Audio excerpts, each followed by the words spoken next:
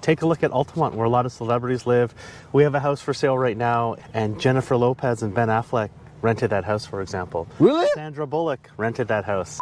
Hello. Could you introduce yourself briefly? Of course. 제 이름은 천인철입니다. Do you have an English name? Elliot Chun. Elliot Chun. Yes. Nice weather, huh? 굉장히 멋있다.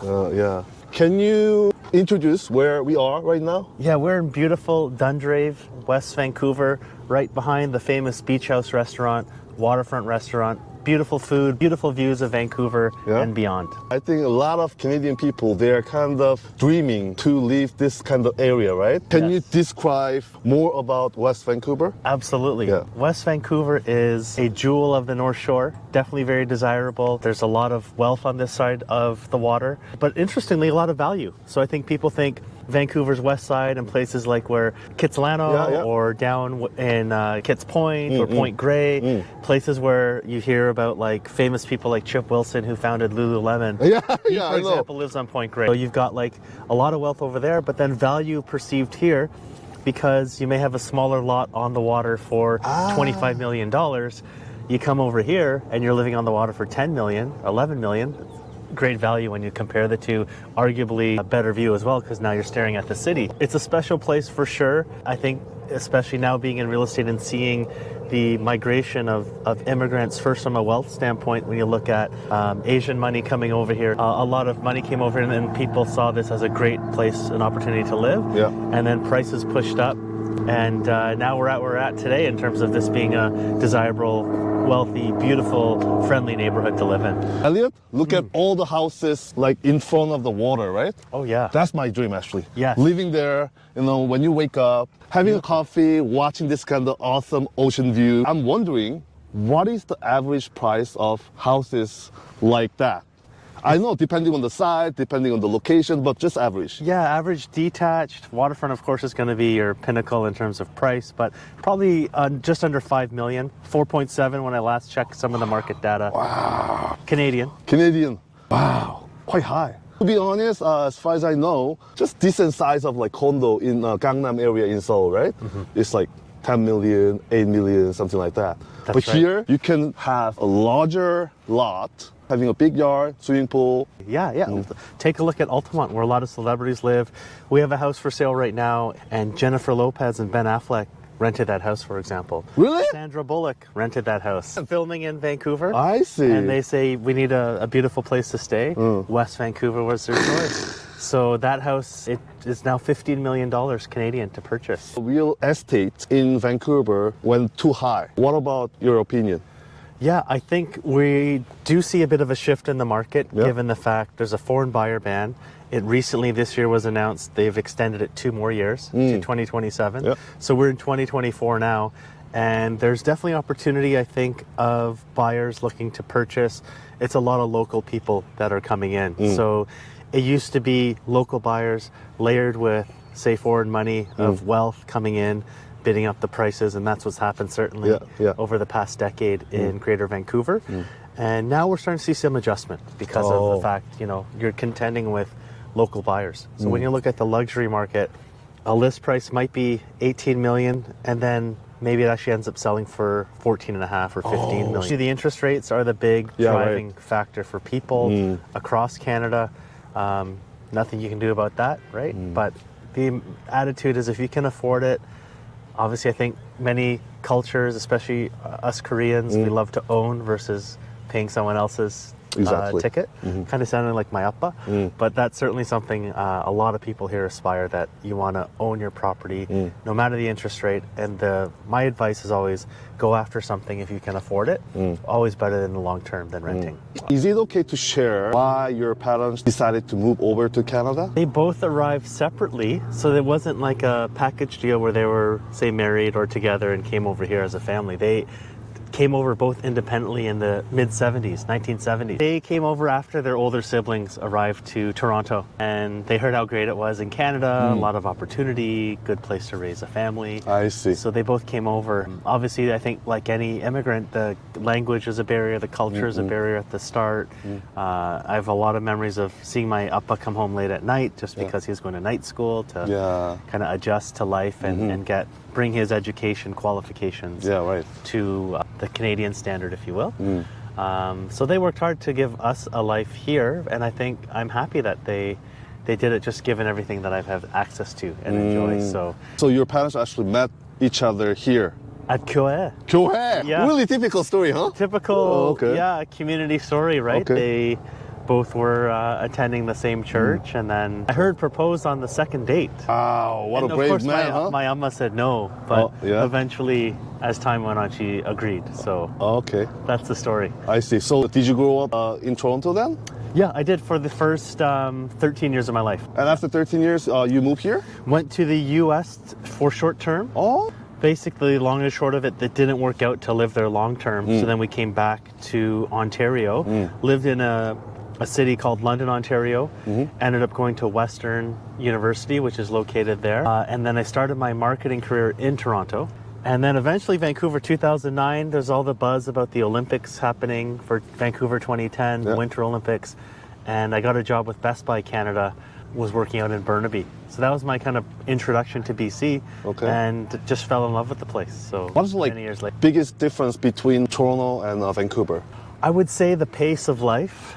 Definitely Toronto, if anyone's been to New York and Chicago, it kind of feels like it's a blend of the two. You got the Midwest charm and politeness of people working as hard as they can to make it just as money as possible. And definitely more flat land compared to here. Exactly. Look around us. We're so green and blue, right? we're looking at downtown Vancouver and UBC and the mountains behind us here from the North Shore.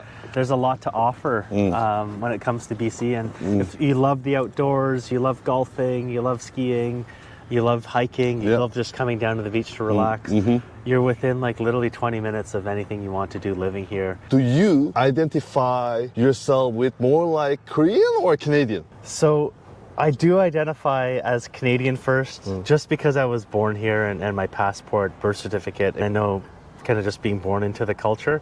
I know we can't choose where we end up in the world. We just enter the world. I think that's why I have this pride of being Canadian. But at the same time, I do embrace the Korean culture and the fact that that's where my parents are from. This is why I look the way I do, and why it's important to appreciate the Korean heritage. Actually, I was wondering why you didn't learn Korean. It's double-edged sword. So my parents immigrated in the 70s, struggled with the language for many years. When my sister and I were born, my sister's 1 year older, and we started school. So there in Ontario, we start at age 4 in Canadian school. It was all English. So up until that point, it was Korean all the time. Right? And then my parents said, this is a great opportunity now for us to better our English, to excel at work as well. So we had this rule where we would talk 90% of the time in English. So I slowly lost it. And it's funny because the first time I went to Korea, I remember being out in Gangnam at a night.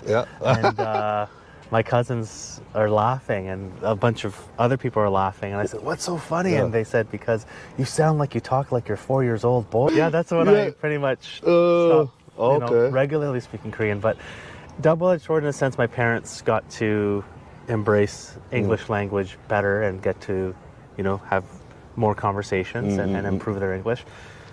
The downside is I lost a lot of that speaking and language capability. Although I have a better time understanding Korean, writing or speaking it well isn't my strong suit. I see. So as far as I know, Korean people who were born here, for them it's kind of easy to get a decent job with a decent annual salary. Is it true? They've grown on to be successful. I think about, for example, in my Best Buy head office days, several Koreans I worked with that were born here.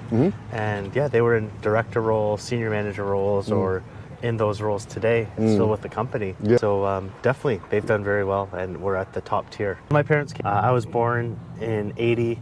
I remember as a young boy going to school, a lot of racism in the 80s. Yeah, I think back in 80, I think not many Asian people live in Canada, right? That's right, yeah. So in my school, it was interesting because it felt like that was a time when everyone was flooding from different countries to Canada. Oh, So okay. I was in an area that wasn't very wealthy, Okay. but you know, we had people from India, Jamaica, Korea, China, All mixed. Italy, etc. And I feel like today things change a lot. I think the internet and a good thing of connecting worlds together is people understand. Right. We all come from somewhere. You may look a certain way of what is an ideal Canadian person supposed to look like, but that script is out the door now. I think back to even just in my childhood in 1987, I think it was a big deal because my Appa bought a Hyundai Pony car.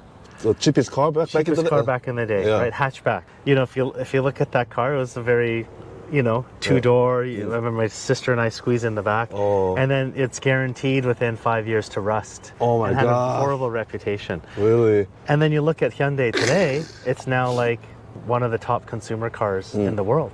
It's definitely come a long way, and I think that was a reflection of Korea starting their genesis of catching up. So I remember having a Gold Star TV. or Gold Star, Michael, wow. which I can later guess your age. You know? which later became LG. And there's this whole interesting history of seeing the rise of Korea as a nation. I'm really proud of being Korean, especially whenever I go to Costco, because I see like bunch of like Korean brand there, like LG, Samsung, at the front. Cuckoo, yes. So Korean brand getting popular, and Korean economy is growing up really fast, right? That's right, and I think you ask a Canadian today their thoughts on Korea, or I think the product mix is a great example.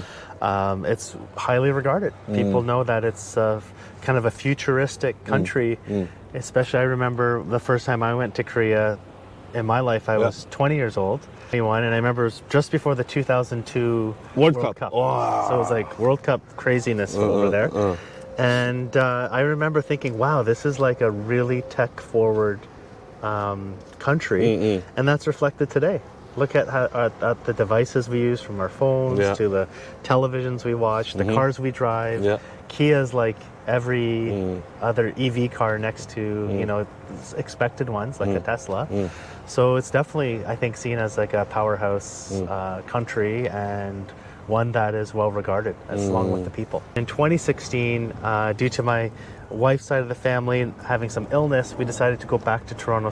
So then I took a job with Apple head office in Toronto. Apple? Apple. You mean Sagwa? Sagwa, yeah. Oh, really? You worked there? iPhones and Macs, yeah. Oh my God. So I was there throughout COVID essentially. Oh, okay. And then decided during the pandemic to come back to BC, work remotely initially, and then was inspired by my business partner, Derek Greck, to get into real estate. And we actually used to work as marketers hand in hand at Best Buy's head office. So it was very easy relationship and transition to go from one corporate environment, working for a titan like Apple, to then get my real estate license at UBC, and then get into the field. So that was about 4 years ago. Real estate agent, the salary itself is really depending on your sales. If you don't make the sales, you have no money you're gonna receive. So how is your performance currently? Yeah, there's over 15,000 real estate agents in British Columbia. So that's a lot. It is definitely hyper competitive. Yeah. I think it is definitely, you've got to be self-driven, you've got to be passionate about the business, and I really feel you got to be full-time in the business to be successful and help your clients reach their goals. I've been fortunate enough where my sales and my performance have been enough to sustain a similar lifestyle to what I had previously. You're absolutely right. It's dependent on the individual. If you manage your focus and you deliver on what you're promising to do and perform, you're gonna grow your business. And I'm lucky where year one, you know, did well in double digits of sales volume, and then it's only grown since then. And then now, being in the business long enough, the referrals are starting to come in. So I think that's where you know you're starting to hit your stride. But the key is not getting complacent, because you also see some people that maybe think, hey, I just sold this $10 million house, now I'm going to go to Mexico for 1 month. And then they're losing business. It's not something where you check in and check out. I treat it like my old job at Apple. Okay, Hyung. Yeah, I have a couple of questions left. Do you have any personal or professional goals for the future? Professionally, definitely want to excel and get upwards to 100 deals in a 100 year. deal in a year? Yeah. Is it possible? Sure. I mean, People on doing your that. own or with your team? On my own, ideally, or maybe if I've got a supporting team member. Okay. Just to be under that that sort of banner. My wife also works full time in a marketing role. Okay. And then where she can maybe focus then on things that she really wants to do, like artwork, for example. She's actually a painter as well. So Oh, really? It'd be great to. She's an artist let then. her. She supported me earlier in my career. I'd like to give back in that sense. How many kids do you have? 2 beautiful daughters, 4 and 1. Okay, you have a golden medal then.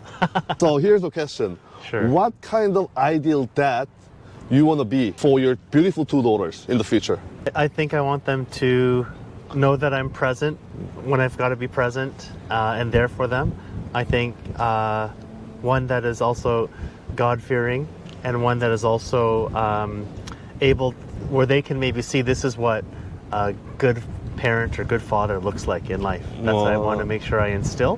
What's the meaning of success to you? The happiness and health, you can't beat that. I think you can be on any sort of trajectory in life, whether that's financially, whether that's career-wise.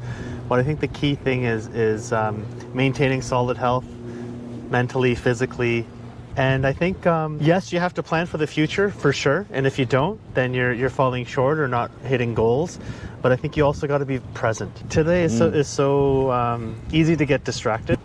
If you find that, you're over indexing your time on a certain thing that isn't positive in your life, cut it out right away.